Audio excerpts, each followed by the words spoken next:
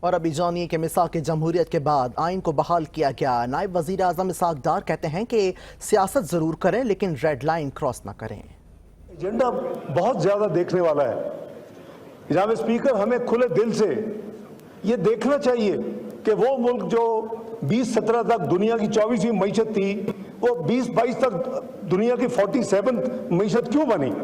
یہ ہمارا کام ہے، قوم کے لیے بیٹھ کر اینالائز کریں، ریزنز کو دیکھیں، اس کا پوسٹ مارٹم کریں اور اگلا کریکٹو یعنی ایک راستہ اختیار کریں اور پورا ہاؤس یعنی تجویز کرے کہ جی اس راستے پہ چلیں۔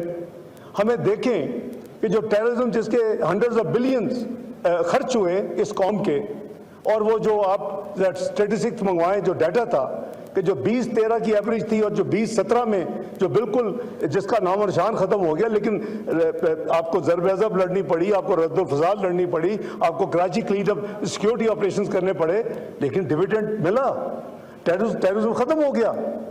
کیا وجوہات ہیں کہ اب وہ دوبارہ بہت ہی تیزی کے ساتھ سر اٹھا چکا ہے؟ ہم اس کو اینالائز کریں۔ دیکھیں غلطیاں کسی سے بھی ہو سکتی ہیں، میں وہ ہارڈ لائنر نہیں ہوں کہ میں کسی کو بلیم کروں کہ نہیں آپ نے یہ، لیکن اس کو آگے کے لیے تو اپنے